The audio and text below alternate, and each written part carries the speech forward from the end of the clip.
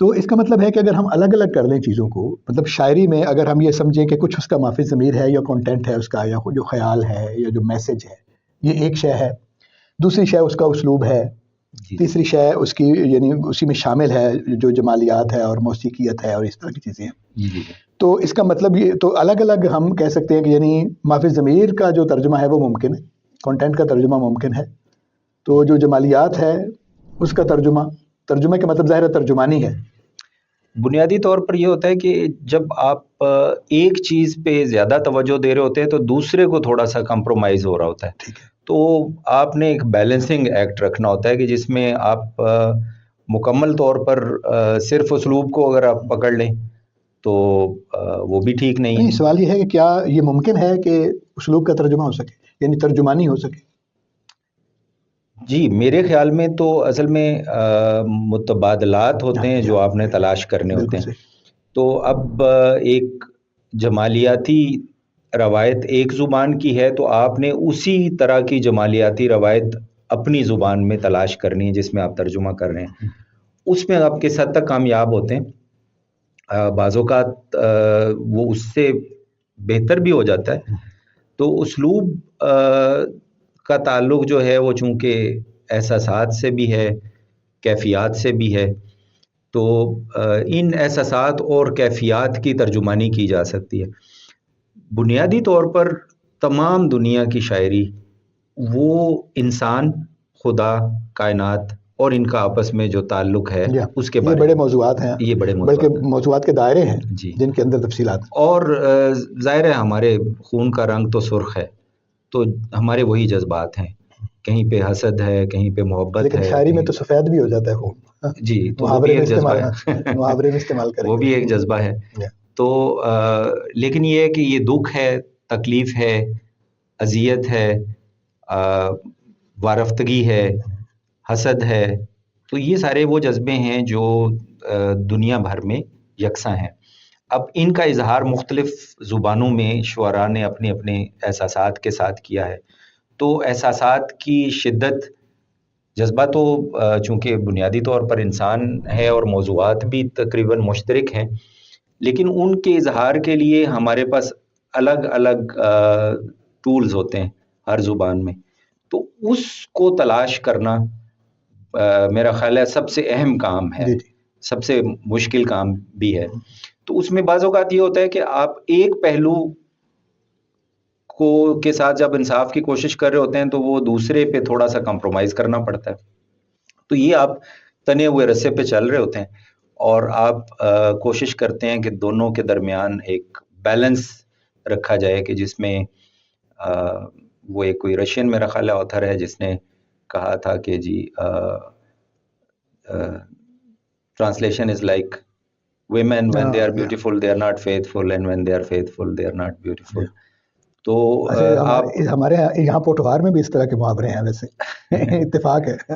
ہاں اس میں ذرا ریسزم ہے. میں وہ مطلب ریسزم تو نہیں کہنا چاہیے، وہ ہے سیکسزم ہے. تو وہ اوائڈ کرنا چاہیے. لیکن بہرحال یہ جو اس میں نقطہ ہے جس کی طرف بات کی گئی ہے وہ یہ کہ کیا خوبصورتی اور سنسیئرٹی یا فیتھ فل ٹرانسلیشن، کیا یہ دونوں ایک وقت میں ممکن ہیں؟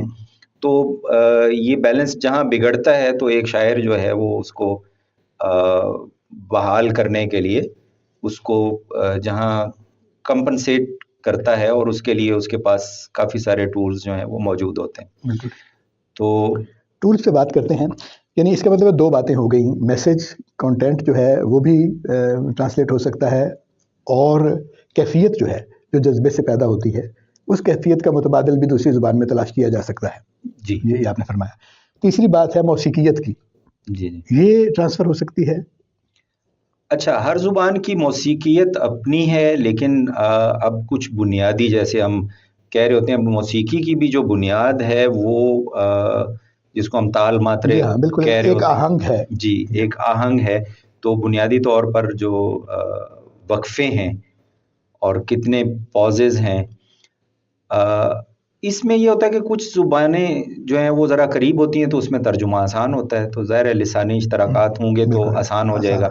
اگر آپ فارسی سے اردو میں ترجمہ جیسے کہ میں بھی کوشش کرتا ہوں، بہت ساری ردیفیں جو ہیں آپ بالکل اس کو وہ آسان ہے کیونکہ ان کی بحریں بھی ہیں اور وہ بحریں اردو میں بھی مستعمل ہیں، تو آپ ان کو آسانی سے کر لیں گے. پھر یہ کہ ڈکشن کے حوالے سے بھی دیکھا جائے تو الفاظ آپ کو مل جائیں گے. لیکن اگر آپ انگریزی زبان سے ترجمہ کریں گے اردو میں تو وہ مشکل ہے، اگرچہ انڈو یورپین زبانوں میں ہی آتی ہے، دور دراز دور پار سے کہتے ہیں کہ رشتہ تو ہے اردو اور انگریزی کا، لیکن اردو جو ہے وہ کہتے ہیں کہ سلیبل ٹائمڈ لینگویج ہے، جبکہ انگریزی جو ہے وہ سٹریس ٹائمڈ لینگویج ہے. تو اس میں کون سے سلیبل کو آپ زیادہ زور کے ساتھ ادا کرتے ہیں اور باقی. اور اب انگریزی کا جو موسیقیت ہے وہ دو طرح کی ہے، کچھ ہائیکو وغیرہ جو انگریزی میں لکھی جاتی ہیں اس میں آپ سلیبلز کو کاؤنٹ کرتے ہیں، تو دوسرا جو ہے وہ سٹریسڈ یا ایکسنٹڈ جو ردم ہوتا ہے وہ ہے. تو آپ جب انگریزی شاعری پڑھیں، جب تک آپ اس ردم کو نہیں پکڑتے اس سے پہلے میرا خیال ہے انگریزی شاعری کا اردو میں ترجمہ کرنے کی آپ کو کوشش نہیں کرنی چاہیے. میں ذاتی طور پر آپ کو پتہ ہے مختلف زبانوں میں، اب چینی زبان میں بہت حد تک سمجھتا ہوں، اس کی شاعری سے حظ بھی اٹھا رہا ہوتا ہوں، لیکن میں اپنے آپ کو اس قابل نہیں سمجھتا کہ میں ابھی اس سطح پہ پہنچا ہوں کہ میں چینی شاعری کو ابھی جو ہے وہ منظوم اردو میں ترجمہ کر سکوں. اس کے مقابلے میں مجھے فارسی میں لگتا ہے کہ یار اس کا آہنگ میں پکڑ سکتا ہوں. اسی طرح فرانسیسی یا انگریزی زبان کا آہنگ کافی مدت کے بعد، کافی تگ و دو کے بعد وہ جب سمجھ میں آنے لگا تو اس کے بعد ہی میں نے کوششیں شروع کی، اس سے پہلے نہیں کی. تو چینی زبان کا ابھی بھی سچی بات ہے کہ وہ آہنگ مجھ سے اس طرح نہیں پکڑائی دیتا، اور اگر آپ کلاسیکی کسی شاعر کا ترجمہ کریں اور اس میں اس بات کو مکمل طور پر آپ اگنور کر دیں تو میرا خیال ہے وہ ناانصافی ہوگی، کیونکہ بہت ساری احساسات و جذبات تو اصل میں موسیقیت کے ذریعے ایسے ہی ہے جو ہے وہ میں نے جو ترجمہ کیا تھا، میں نے ایک ترجمہ کیا تھا جو لی ساؤ کا ہے وہاں پہ جو چوجوان کا، تو وہ جو اس کا جو قافیہ ہے وہ درمیان میں آتا ہے، یعنی وہ پڑھنے کا ایک طریقہ ہے. جی. اور وہ پھر میں نے اس کو سنا گاتے ہوئے نا، وہ جب آپ اس کو گاتے ہیں سنتے ہیں تو وہ اس کا بالکل تاثر ہی اور ہے. یعنی ترجمے سے ترجمہ، یعنی چینی سے انگریزی میں، انگریزی میں جب آپ دیکھتے ہیں تو بات تو آپ کو پتہ چل گئی، لیکن وہ جو شے وہاں پہ پیدا ہو رہی ہے اس کے گانے سے اور اس کے ردیف سے، اس کے درمیان میں آنے سے، اس کی خاص لے ہے، تو وہ بالکل دنیا ہی اور ہے. وہ آپ کو لگتا ہے کہ وہ تو ناممکن ہے کہ اچھا ناممکن کا مطلب یہ ہے کہ اس طرح کا پیدا کرنا ناممکن ہے، لیکن آپ اپنی زبان میں اپنی زبان جیسا تو کچھ کریٹ کر سکتے